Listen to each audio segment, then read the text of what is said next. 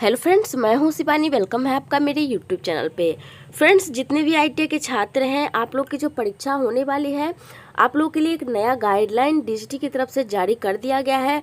आपको अगर गाइडलाइन देखना है तो आपको एनसीईआरटी पे मिल जाएगा, लेकिन यहाँ पे पूरी डिटेल में, क्योंकि फ्रेंड्स बहुत बड़ी ये गाइडलाइन है, 97 पेज की गाइडलाइन जो है जारी किया गया है डीजीटी की तरफ से। परीक्षा को लेकर के कुछ चेंजेस आए हैं, जिसको लेकर के यहाँ पे पूरा डिटेल में बता दिया गया कि आखिर क्या क्या चेंजेस आएंगे या फिर पिछले की तरह ही सेम रहेंगे। जैसे देखिए यहाँ पे बता दिया गया, जो 3 तारीख से परीक्षा आप लोग की होने वाली है, लेटेस्ट 3 सितंबर 2021 की जो परीक्षा है, उसको लेकर के यह गाइडलाइन जो है वो जारी की गई है।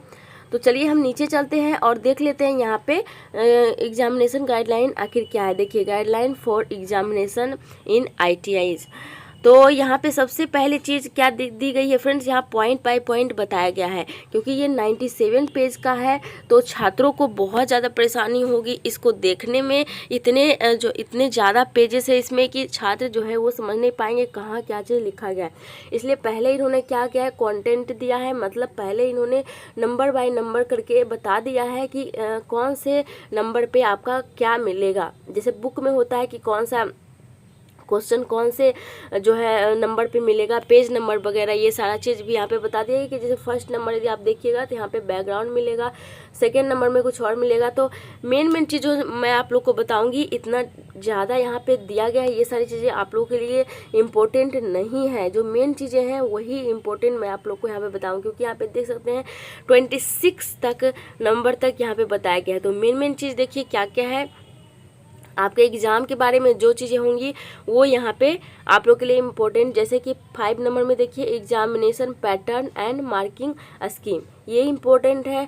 प्रैक्टिकल एग्जाम के बारे में 6 नंबर में बताया गया है, ये इम्पोर्टेंट है। 7th नंबर में इंजीनियरिंग ड्राइंग एग्जामिनेशन के लिए बताया गया है, ये इम्पोर्टेंट है।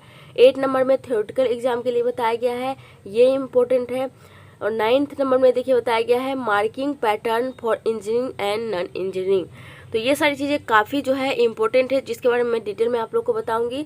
10 नंबर में भी देखिए बताया गया कि fee payment structure mode of payment, यानी कि यदि आप देखिए हम बताया गया कि due late for payment of fees, यानी कि यदि आप लेट हो जाते हैं पेमेंट करने के लिए तो आपको कितना पेमेंट करना है, उसके लिए क्या होगा, लेट फ़ी चार्ज। इसके बारे में बताया गया है कि रिफ़ंड ऑफ फ़ी यदि रिफ़ंड आपको करवाना है, मतलब आपको एग्ज़ाम नहीं देना है, आपने पेमेंट कर लिया है तो आपको रिफ़ंड चाहिए, तो वो होगा कि नहीं होगा उसके बारे में डिटेल बताया गया। Important structure related to fee, exam fee के बारे में बहुत सारे जो है बताया गया है यहाँ पे। Category of student and general fee structure, तो ये सारी चीज़ें आप लोग के लिए काफ़ी जानना ज़रूरी है, बहुत ज़्यादा महत्वपूर्ण है। Question paper setting and preparation के बारे में यहाँ बताया गया है। तो ये सारी चीज़ें आप लोग को मैं बता दूंगी। तो चलिए हम लोग वीडियो को स्टार्ट कर लेते हैं, ज़्यादा वीडियो को लंबा नहीं करते हुए। वीडियो पसंद आए तो लाइक कर दीजिएगा, चैनल को सब्सक्राइब कर लीजिएगा, बेल आइकन को प्रेस कर लीजिएगा, क्योंकि ऐसी पल की खबर आपको मेरे चैनल के माध्यम से मिलती रहेंगी। तो सबसे पहले आप लोग को क्या करना है फ्रेंड्स, सबसे पहले आप देख सकते हैं यहाँ पे ऊपर में आपको सर्च का एक ऑप्शन मिलेगा। क्योंकि 96 पेज में यदि आप ढूंढने जाइएगा तो कुछ भी आपको नहीं मिलेगा, तो सर्चिंग पे आ जाना है। सर्चिंग पे आने के बाद आपको क्या लिखना है, जो पेज इंपॉर्टेंट है आप ऊपर ही देख लीजिएगा, मैंने पेज वाइज बता दिया है। तो यहाँ पे क्या लिखना है, पेज लिखना बहुत ज़्यादा जरूरी है, और स्पेस दे करके यहाँ पे सबसे पहले 22 नंबर पेज मुझे ओपन करना है, क्योंकि उसमें जो है आईटी छात्रों के लिए काफ़ी इंपॉर्टेंट चीज़ दी गई है। तो 22 सर्च करने के बाद देखिए यहाँ पे आ चुका है पेज 22। तो यहाँ पे क्या इंपॉर्टेंट है आप लोग के लिए, सबसे इम्पोर्टेंट है यहाँ पे आप लोग के एग्ज़ाम सेंटर के बारे में बताया गया है कि आप लोग का सेंटर जो है वो कहाँ रहने वाला है। तो देखिए सबसे पहले यहाँ पे बताया गया है कि ATS, और यहाँ पे टाइप ऑफ एग्ज़ाम रेगुलर के लिए है, रेगुलर छात्रों के लिए है।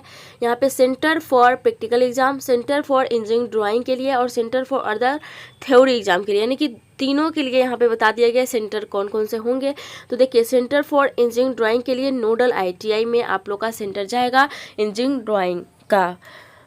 नोडल ITI आप समझ रहे होंगे, नोडल ITI वो होता है, जैसे आप मान लीजिए कि बिहार के छात्र हैं, एक एग्जाम्पल के लिए आप किसी भी स्टेट से हो, मान लीजिए आप बिहार के हैं, तो बिहार में जो सबसे नंबर 1 जो ITI सेंटर है, मतलब सबसे बड़ा, जैसे कि आप एक एग्जाम्पल के तौर पे ले लीजिए कि जो है SBI बैंक है, ठीक है। तो उसका ब्रांच बहुत जगह होता है, लेकिन एक उनका मेन ब्रांच होता है। तो उसी तरीके से ITI सेंटर बहुत जगह है, लेकिन उनका मेन ब्रांच जो होता है ITI का, उसको नोडल ITI कहते हैं। तो आपका इंजीनियरिंग ड्राइंग का जो एग्ज़ाम होगा वो नोडल ITI में होगा। सेंटर और प्रैक्टिकल एग्ज़ाम आपको इस्टेब्लिशमेंट में होगा, यानी कि मतलब आप लोग का जो है सेंटर ITI सेंटर में होगा, जहाँ आपने एडमिशन लिया है वहाँ हो जाएगा। उसके बाद देखिए यहाँ पे सेंटर ऑफ अदर एग्ज़ाम, इसके लिए आपको यहाँ बताया गया है कि गवर्नमेंट ITI। सबसे पहली चीज़ यहाँ पे बताई गई है कि आप लोग का जो थ्योरी एग्ज़ाम होगा वो गवर्नमेंट ITI में होगा, सबसे पहली चीज़। सेकेंड चीज़ बताया गया है कि select ITI with at least 8 unit and at least 5 year of operation and grade above 2.0 and any enlisted private ITI या computer centre bye COE।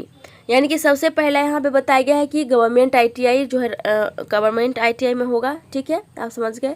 Second बताया गया है कि उस ITI में जिसमें एटलीस्ट 8 यूनिट्स हों और कम से कम एटलीस्ट 5 ईयर का जो है वो ITI 5 ईयर से उसमें क्लासेस चल रहे हों, 5 ईयर उसका उस ITI का हो गया हो। ऐसा नहीं कि अभी अभी ITI ओपन हुआ है, 1 साल हुआ है तो उसमें परीक्षा हो जाएगी, ऐसा नहीं हुआ। कम से कम 5 साल वो ITI 5 साल पहले से चल रहा हो, उसमें एग्ज़ाम होगा। ये आप लोग समझ गए। उसके बाद बताया गया है कि प्राइवेट ITI में भी होगा, ऐसा नहीं कि प्राइवेट ITI में नहीं होगा, लेकिन बेहतर प्राइवेट ITI रहना चाहिए। ग्रेड जो है उसका ITI का एबव 2.0 से रहना चाहिए। देखिए यहाँ बताया गया है कि एंड ग्रेड एबव 2.0, उसका ग्रेड जो है 2.0 से होना चाहिए and any enlisted private ITI। और यहाँ पे एक चीज़ और बताई गई जो कि काफ़ी इम्पोर्टेंट है, देखिए कि प्राइवेट ITI के बाद बताया गया है कि कंप्यूटर सेंटर बाय COE, यानी कि कंप्यूटर सेंटर में भी परीक्षाएं हो सकती हैं जहाँ पे कंप्यूटर का सेंटर होता है। मतलब जैसे कि बहुत सारे ऐसे सेंटर्स होते हैं जहाँ पे कंप्यूटर सिखाया जाता है, आप लोग को पता है ना, कोचिंग रहता है, कंप्यूटर का इंस्टीट्यूट रहता है, वहाँ पर कंप्यूटर का क्लास करवाया जाता है, वहाँ भी हो सकता है। तो ये चीज़ें यहाँ बताई गई हैं। उसके बाद यहाँ पे देखिए सप्लीमेंट्री छात्रों के लिए बताया गया है कि सप्लीमेंट्री छात्र रेगुलर और सप्लीमेंट्री। तो यहाँ पे सप्लीमेंट्री छात्रों का कहाँ सेंटर जाएगा वो इम्पोर्टेंट है। यहाँ पे देखिए बताया गया कि नोडल ITI में सप्लीमेंट्री का जा सकता है in case of large number any other government ITI और in case of unavailability of the same select private ITI with at least 8 unit and at least 5 year of operation and grade above 2.0। यानी कि nodal ITI में हो सकता है या फिर government ITI में हो सकता है या फिर प्राइवेट में होगा, तो उनका जो है 5 साल का कम से कम वो पहले से ITI चल रहा हो और उनका ग्रेड जो है वो 2.0। ये भी वही सारी चीज़ें यहाँ पे दी गई है जो मैंने पहले बताया था ऊपर में। ये आप लोगों का काफ़ी इंपॉर्टेंट है। अब हम लोग चलते हैं 41 पेज पे, जो कि उसमें भी काफ़ी इंपॉर्टेंट चीज़ दी गई है। तो 41 में देखिए यहाँ बताया गया है कि आप लोग के जो सब्जेक्ट क्या क्या रहने वाले हैं। तो आप लोग को पता है, ज़्यादा इंपॉर्टेंट ये नहीं है। ट्रेड प्रैक्टिकल रहेगा, इंजीनियरिंग ड्राइंग रहेगा, trade theory, workshop calculation, employability skill, trade theory. तो ये सारी चीज़ें आप लोग को पता ही है। ये हो गया। अब चलते हैं सेकेंड की तरफ। तो यहाँ पे हम लोग सर्च कर लेते हैं 46। देखिए 46 पेज भी काफ़ी इंपॉर्टेंट है आप लोगों के लिए। यहाँ पे आप लोग का मार्क्स के बारे में बताया गया है। देखिए यहाँ पे सब्जेक्ट जो है और total marks, total question number, आप लोग का कितना मार्क्स आप ला सकते हैं, तो ये सारी चीज़ें यहाँ बताई गई है। देखिए कि ट्रेड थ्योरी में 100 मार्क्स का होगा, नंबर ऑफ क्वेश्चन जो है वो 50 होगा और 2 घंटे का आप लोग का एग्ज़ाम होगा और ये CBT एग्ज़ाम होगा। उसके बाद एम्प्लॉयबिलिटी स्किल 50 नंबर का होगा, 25 क्वेश्चन होंगे, 1 घंटे का होगा। वर्कशॉप कैलकुलेशन भी 50 क्वेश्चन का होगा और 25 क्वेश्चन होंगे, 1 घंटे टाइम दिया जाएगा। तो टोटल आप लोग का क्वेश्चन यहाँ पे जो है देखिए टोटल यहाँ पे पहले तो यहाँ प्रैक्टिकल का जो है 250 नंबर का होगा। यहाँ पे 250 नंबर का आप लोग का प्रैक्टिकल का एग्ज़ाम होगा, समझ रहे हैं आप लोग। तो ये चीज़ें हो गई और 6 से 8 घंटे का आप लोग को टाइम मिलेगा। और इंजीनियरिंग ड्राइंग का जो है वो 50 नंबर का होगा, फॉर्मेटिव असेसमेंट का 200 नंबर का होगा, वर्कशॉप कैलकुलेशन का 50 नंबर का होगा। ये आप लोग समझ गए। उसके बाद नीचे आते हैं और कोई जो इम्पोर्टेंट चीज़ आप लोग के लिए होगी तो मैं ज़रूर आप लोग को बताऊंगी। देखिए यहाँ पे जो बताया गया है मैक्सिमम मार्क्स और मिनिमम मार्क्स के बारे में। तो ये मैक्सिमम मार्क्स और मिनिमम मार्क्स देख लेते हैं। ट्रेड थ्योरी में आप लोग का मैक्सिमम 100 नंबर का होगा, मिनिमम आप लोग को 40 नंबर लाना है। टेट प्रैक्टिकल में आप लोग को 200 में 120 नंबर लाना है। तो ये सारी चीज़ें आप खुद भी यहाँ पे सर्च कर करके देख सकते हैं। ज़्यादा वीडियो लंबा हो जाएगा इसलिए मैं इतना नहीं बताऊंगी डिटेल में। फॉर्मेटिव असेसमेंट में 200 नंबर जो है फुली मार्क्स होगी और मिनिमम आपको 120 मार्क्स लाना होगा। तो ये सारी हो गई आप लोग की इम्पोर्टेंट चीज़। और यहाँ पे देखिए और भी यहाँ पे दिया गया है नॉन इंजीनियरिंग छात्रों के लिए भी, इंजीनियरिंग छात्रों के लिए भी, सभी के लिए यहाँ पे दिया गया है। तो और नेक्स्ट चीज़ मैं दूसरे वीडियो में आप लोग के साथ बताने वाली हूँ। तो वीडियो पसंद आए तो लाइक कर दीजिएगा, चैनल को सब्सक्राइब कर लीजिएगा, बेल आइकन को प्रेस कर लीजिएगा। चलिए उतना ही, थैंक यू।